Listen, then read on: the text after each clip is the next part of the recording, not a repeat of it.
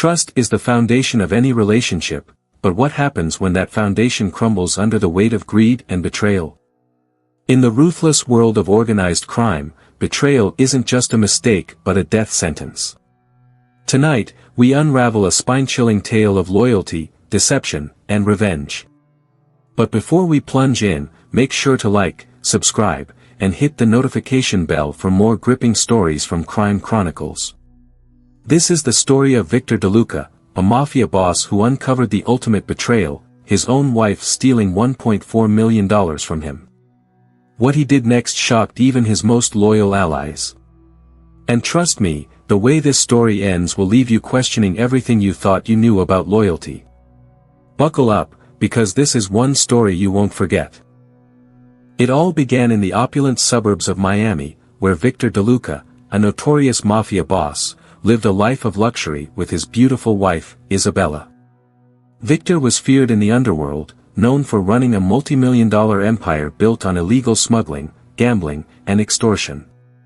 Isabella, on the other hand, was admired for her charm, wit, and elegance. To outsiders, they were the perfect power couple, a king and queen ruling their dangerous empire. But behind the closed doors of their palatial mansion, cracks were beginning to show. In early 2023, Victor DeLuca, a man whose very name struck fear in the hearts of enemies and allies alike, noticed the first sign of betrayal, a subtle, almost imperceptible leak in his offshore accounts. To a less meticulous man, it might have seemed like a minor oversight, a clerical error even. But Victor wasn't just any man. He had built his empire by being 2 steps ahead of everyone, his sharp eyes missing nothing. At first, his suspicions fell on the usual suspects, his inner circle of capos, men he trusted but had learned to scrutinize. Victor conducted a silent investigation, feeding false leads to different associates to test their loyalty. But none of the trails led anywhere. The missing funds, though modest at first, soon ballooned to $1.4 million, a sum too substantial to be written off as a mistake. The pattern was methodical, deliberate, and cunning, almost as if the thief knew his every move. Victor's paranoia deepened. He lost sleep, his mind racing with possibilities. Someone close to him had to be responsible. But who? Then came the day he discovered the horrifying truth. It was a rainy Wednesday evening, and Victor sat alone in his study, poring over account statements and digital transaction logs. That's when he saw it, small but recurring transfers to an untraceable account in the Cayman Islands. At first, it seemed random, but Victor noticed something chilling. The transfer dates coincided with nights he had been away on business trips. Someone had been waiting for him to leave. Victor's blood ran cold as the realization hit him. He ordered one of his trusted hackers to trace the origin of the transfers, fully prepared to find the name of an associate or even a rival crime boss. But the name that came back was a dagger to his heart, Isabella DeLuca. His wife, his queen. The woman he had vowed to protect at all costs. For a moment, Victor refused to believe it. This had to be a mistake, a setup, some kind of elaborate scheme to sow discord in his house. But the evidence was undeniable. Bank statements, IP addresses, and even surveillance footage from his own mansion pointed to Isabella as the thief. She had been siphoning money out of their accounts for months, all under his nose. But what Victor uncovered next made the betrayal even more unsettling. Digging deeper, he learned that Isabella wasn't working alone. She had been meeting secretly with a man named Marco Russo, a petty con artist with a history of fraud and no allegiance to anyone but himself. Marco was everything Victor despised, sloppy, opportunistic, and far beneath Isabella's status. Yet, she had risked everything, her life, her position, her marriage for this low-level criminal. Victor's mind swirled with anger, disbelief, and humiliation. His Isabella, the woman he had showered with diamonds and designer gowns, had conspired to rob him blind. But this wasn't just about the money. It was about betrayal. Isabella and her lover hadn't just stolen from Victor, they had mocked him, underestimated him, and, worst of all, planned to run away together. Documents found on Marco's laptop revealed the full scope of their plan. They intended to flee to a private island in the Caribbean, beyond Victor's reach, and start a new life with his stolen fortune. The betrayal cut deeper than Victor could have imagined. He wasn't just angry, he was humiliated. Isabella had always been his greatest weakness, the one person who could disarm him with a smile. Now, she had become his greatest enemy. Sitting in the dim light of his study, Victor made a vow. He would uncover every detail of their plan. He would let Isabella and her lover believe they had gotten away with it, until the moment he decided to strike. For Victor, this was no longer just about revenge. This was war. Victor wasn't just angry, he was humiliated. In the unforgiving world of organized crime, where power was everything, humiliation was a weakness he could ill afford. The betrayal was personal, a dagger plunged deep into his heart by the one person he had trusted without question. But in Victor's world, betrayals didn't simply break hearts, they demanded blood. Still, Victor was not a man to act impulsively. His anger burned hot, but his mind was cold, calculating. Before he could make a move, he needed undeniable proof, not just for himself, but for everyone who would one day question why Isabella had to pay for her treachery. Quietly, he called in his most trusted enforcer, Dante, a man known for his ruthless efficiency and unshakable loyalty. Dante's orders were clear: follow Isabella, dig into her life, and bring back every scrap of evidence. For weeks, Dante shadowed her every move, watching and waiting. Isabella, oblivious to the shadow lurking in her glamorous world, went about her plans with reckless abandon. It didn't take long for the truth to surface. Dante uncovered her secret meetings with Marco Russo, her lover, in the most unlikely places, hidden cafes, luxury boutique hotels, even a rented yacht docked at a private marina. But what sent a chill down Victor's spine was the audacity of their plan. They weren't just running, they were mocking him, using his money to book flights, charter boats, and reserve a secluded villa on a private island in the Caribbean. Dante even intercepted love letters exchanged between the two, where Marco described Victor as a blind old king whose reign was coming to an end. Victor's humiliation deepened with every discovery. Victor knew the time had come to act. But he wanted to do it his way, on his terms. The opportunity presented itself during a lavish dinner party at their sprawling Miami mansion. The event was a grand affair, attended by politicians, celebrities, and key players in Victor's empire. Isabella, dressed in an emerald gown that glittered under the chandelier lights, played the perfect hostess, her laughter echoing through the room as if nothing were amiss. But Victor knew better. Beneath her polished facade, he saw the liar, the thief, the woman who had betrayed him. As the night wore on, Victor bided his time, watching her every move. Finally, as the guests toasted to his success and the orchestra played softly in the background, Victor rose from his chair. The room fell silent as he cleared his throat. "Ladies and gentlemen," he began, his voice calm but commanding, "I'd like to take a moment to acknowledge the person who has been my greatest partner, my most trusted confidant, and my queen, my wife, Isabella." A round of applause erupted, and Isabella smiled gracefully, unaware of the storm brewing beneath Victor's calm exterior. He raised his glass, then added, "But tonight, I have a question for her. Just one." The room grew tense, the festive atmosphere evaporating in an instant. Victor turned to Isabella, his piercing eyes locking onto hers. "Isabella," he said, his voice sharp as a blade, "where is my $1.4 million? Gasps rippled through the room. Isabella froze, her smile faltering as the weight of Victor's question hung in the air. I don't know what you're talking about," she stammered, her voice trembling. "What money?" Victor smirked, pulling a small remote from his pocket. He pressed a button, and the projector screen behind them flickered to life. On it appeared surveillance footage, Isabella walking into the hidden cafes, handing over envelopes of cash to Marco Russo, boarding the yacht. The evidence was damning, and Victor had chosen to unveil it in front of their elite audience for maximum impact. The room erupted in whispers, the once admiring gazes of the guests now filled with judgment and shock. Isabella's mask of elegance shattered. Her face went pale, her eyes darting around the room as if searching for an escape. "I can explain," she cried, her voice breaking. "Victor, I didn't have a choice. He forced me. Marco, he threatened me." Victor's calm demeanor cracked, his voice rising like thunder. "Do you think I'm a fool, Isabella? Do you think I didn't read your little love letters? Marco didn't force you. You planned this together. You betrayed me."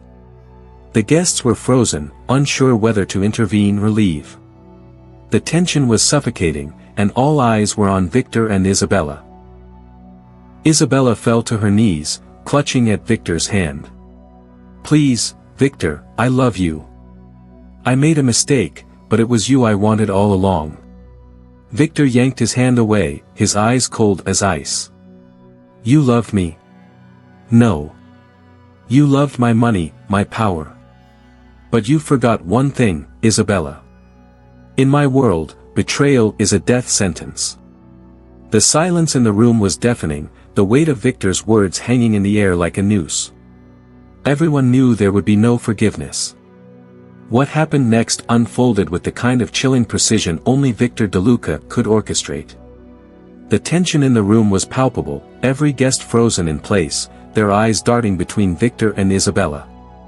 No one dared to speak or move, as if afraid they might become collateral damage in the impending storm.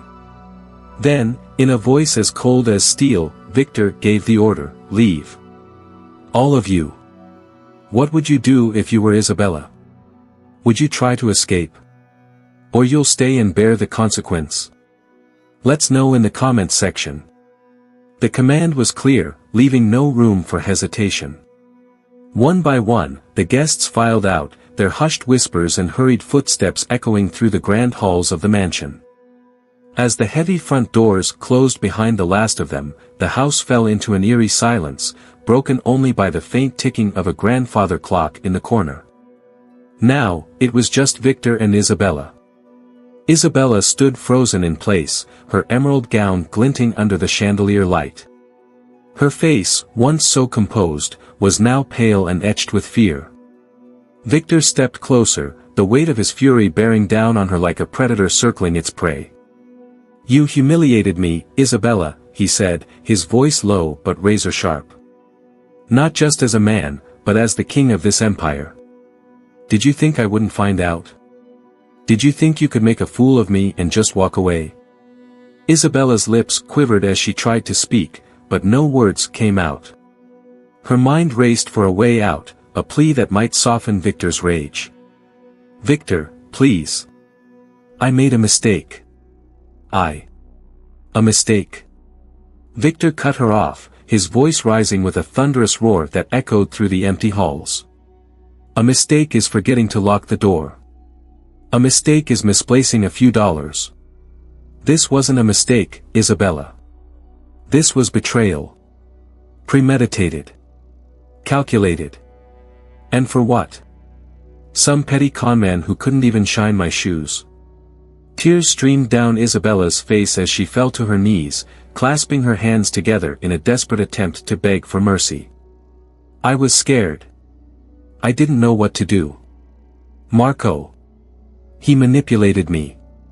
He made me believe we could have a life away from all this." Victor's laugh was cold, devoid of any humor. "A life? With him? You had a life, Isabella. You had everything. And you threw it all away for what, a fantasy?" He stepped closer, towering over her trembling figure. Isabella's breaths came in ragged gasps as she looked up at the man she had once loved, now unrecognizable in his fury. Victor reached into his jacket and pulled out his gun, the metallic gleam catching the light. He turned it over in his hand, inspecting it with a chilling calmness. Isabella's eyes widened in horror, and she crawled backward, her voice breaking as she sobbed. "Please, Victor. Don't do this. I'll leave, I'll disappear. You'll never have to see me again. I'll give you back the money, every penny. Just, please. Victor crouched down to her level, his face mere inches from hers. You don't understand, Isabella. This isn't about the money anymore. This is about loyalty. Trust.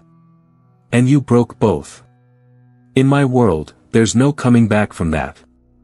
As Victor stood, Isabella's pleas turned to desperate screams. The sound of her voice echoed through the mansion, but no one was there to hear her.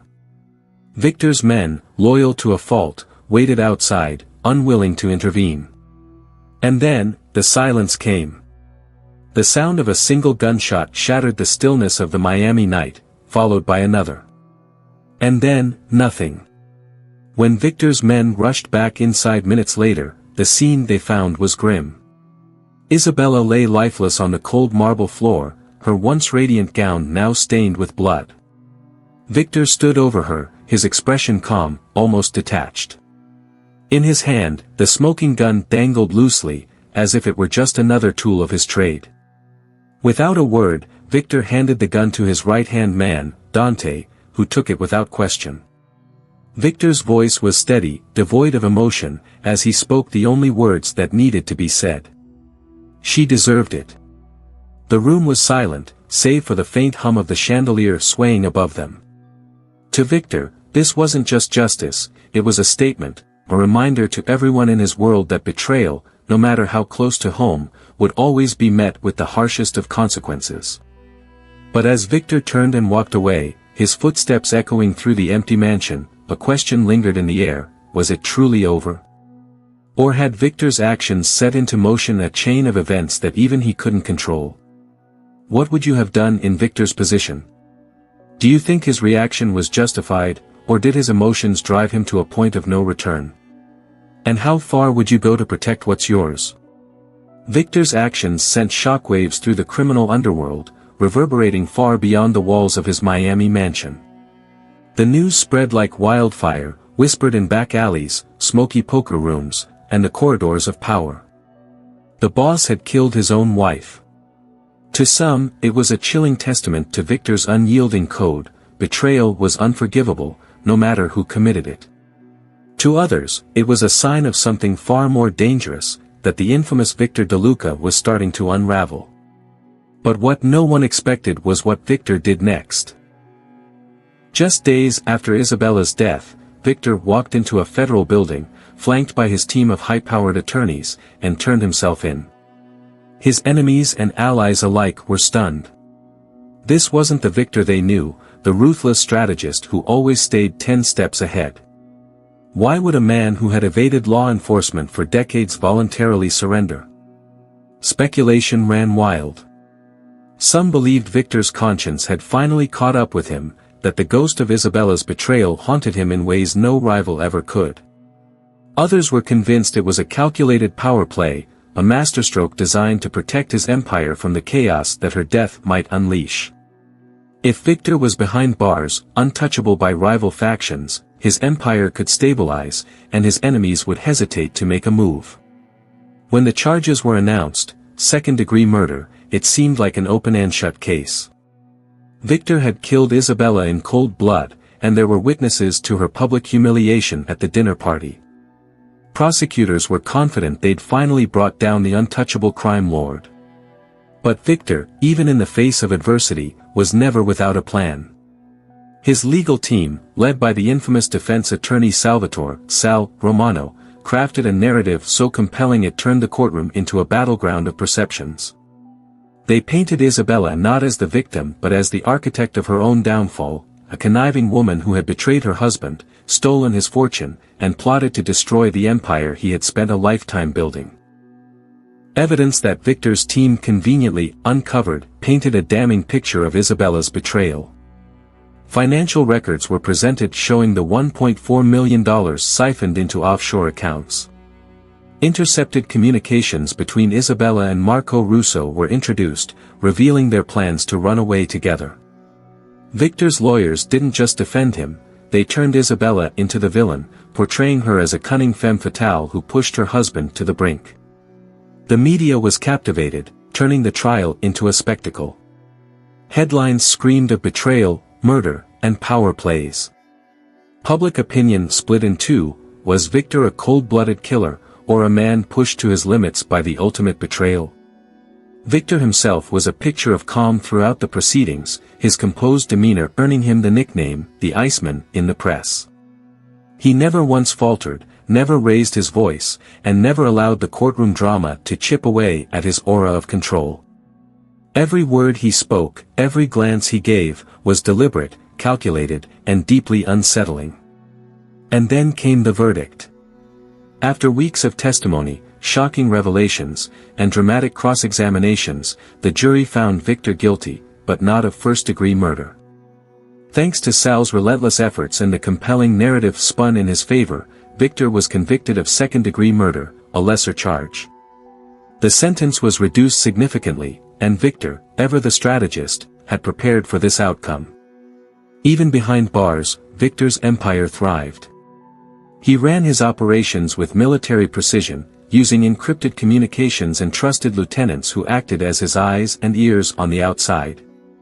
From his prison cell, he orchestrated deals, made alliances, and crushed his enemies with the same ruthless efficiency as before. To his rivals, it became clear, Victor wasn't just surviving, he was thriving, proving that not even prison walls could contain his power. But the underworld's whispers didn't stop. Some questioned why Victor had really turned himself in. Was it truly a strategic move to protect his empire?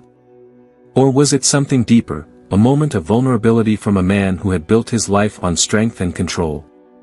As the years passed, the legend of Victor DeLuca only grew. Some called him a king who ruled from the shadows, untouchable and unstoppable. Others saw him as a man haunted by the choices he had made, his power a gilded cage he could never escape. But one thing was certain, Victor's story was far from over.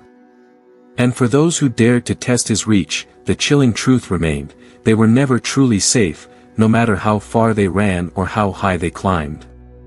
Reflection and closing. Betrayal can come from the most unexpected places, even from those we love and trust the most. For Victor DeLuca, a man who built his empire on loyalty and fear, betrayal wasn't just a personal insult, it was an unforgivable crime. But as Victor's story shows, even the strongest can be brought to their knees by the sting of betrayal. Victor's reaction was swift and brutal, a message to anyone who dared to cross him. Yet, it raises a deeper question: when does justice become revenge? And when does power blind us to the consequences of our actions? In the end, Victor may have silenced Isabella, but the cost was immeasurable. Her betrayal forced him into a corner where he had to choose between love, pride, and the very foundation of his empire. Though his power endured, the emotional scars remained proof that even the most feared men are not immune to the devastation of a broken heart and shattered trust.